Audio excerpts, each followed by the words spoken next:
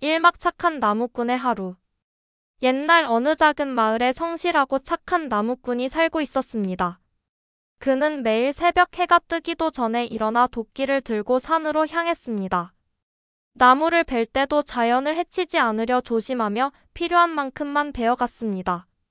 마을 사람들은 그의 성실함과 따뜻한 마음씨를 칭찬하곤 했습니다. 어느 날 나무꾼이 평소처럼 산에서 나무를 베고 있을 때 갑자기 이상한 신음 소리가 들려왔습니다. 놀란 나무꾼은 도끼를 내려놓고 소리가 나는 곳을 향해 걸어갔습니다. 이막 숲속의 도움. 나무꾼이 소리가 나는 곳을 찾아가 보니 큰 호랑이 한 마리가 쓰러져 있었습니다. 호랑이는 다리를 다친 채 괴로운 표정을 짓고 있었습니다. 나무꾼이 조심스럽게 다가가자 호랑이는 힘겹게 눈을 뜨고 말했습니다. 인간이여, 나를 도와주면 큰 복을 받을 것이다. 나무꾼은 망설이지 않고 허리띠를 풀어 호랑이의 상처를 감쌌습니다. 그리고 근처에서 약초를 찾아와 정성껏 치료해 주었습니다. 시간이 지나자 호랑이는 점점 기운을 되찾았습니다. 너의 착한 마음에 깊이 감사하노라. 나를 따라오너라. 호랑이는 나무꾼을 깊은 숲속으로 안내했습니다. 산막 신비한 연못. 호랑이는 나무꾼을 신비한 연못으로 데려갔습니다. 연못은 맑고 푸른 빛을 띠며 신비한 기운을 뿜어내고 있었습니다. 이 연못은 소원을 들어주는 연못이다. 네가 진심으로 원하는 것을 말하면 그 소원이 이루어질 것이다.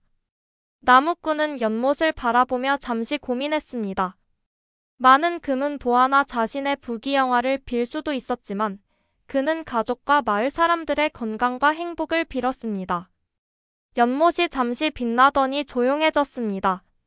나무꾼은 소원을 빈 것만으로도 만족하며 집으로 돌아갔습니다. 사막 용왕의 등장. 그날 밤 나무꾼의 꿈속에 바다의 용왕이 나타났습니다. 용왕은 위험 있는 목소리로 말했습니다. 너는 자신을 위해서가 아니라 타인을 위해 소원을 빌었구나. 너의 선한 마음에 감탄하였다. 내 보물을 너에게 주겠다. 나무꾼이 깨어난 뒤 연못으로 가보니 그곳에는 황금과 보석이 담긴 상자가 있었습니다.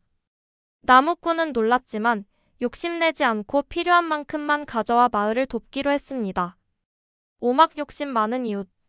마을에 나무꾼이 보물을 얻었다는 소문이 퍼지자 욕심 많은 사람들도 연못을 찾아갔습니다. 그들은 자신의 욕망을 채우기 위해 끝없는 소원을 빌었지만 연못은 그들에게 오히려 저주를 내렸습니다. 그들은 보물을 얻기는커녕 연못의 신비한 힘에 의해 벌을 받아 불행을 겪게 되었습니다. 육막 요정의 경고. 어느 날 숲의 요정이 나무꾼 앞에 나타났습니다. 나무꾼아, 네가 받은 보물은 어떻게 쓰느냐에 따라 마을의 운명이 결정될 것이다. 만약 욕심을 부린다면 보물은 모두 사라질 것이다. 나무꾼은 요정의 말을 새겨듣고 더욱 신중히 보물을 사용하기로 결심했습니다. 칠막 마을을 위한 선택. 나무꾼은 보물을 자신의 것이 아니라 마을을 위해 사용하기로 했습니다. 그는 마을의 길을 닦고 집을 수리하며 배고픈 사람들을 도왔습니다. 그의 선행 덕분에 마을은 더욱 번영하게 되었고 사람들은 서로 돕고 살아가는 법을 배웠습니다. 팔막 다시 찾아온 위기. 하지만 행복도 오래가지 않았습니다. 어느 날 마을에 큰 가뭄이 찾아와 모든 강과 우물이 말라버렸습니다. 마을 사람들은 나무꾼에게 도움을 요청했고 그는 다시 연못을 찾아갔습니다. 부디 마을을 살릴 방법을 알려주십시오. 구막 용왕의 마지막 선물. 그날 밤 다시 용왕이 꿈에 나타났습니다. 너의 정직함과 선행을 보고 다시 한번 도움을 주겠다. 마을에 영원히 마르지 않는 샘물을 선물하겠다. 다음 날 마을 광장 한가운데서 맑은 샘물이 솟아올랐습니다. 마을 사람들은 기쁨의 환호성을 질렀고 다시 평화롭고 풍요로운 생활을 이어갈 수 있었습니다. 신막 행복한 결말. 마을은 나무꾼 덕분에 더욱 따뜻하고 번영하는 곳이 되었습니다. 사람들은 그를 존경하며 그의 선행을 본받고자 했습니다.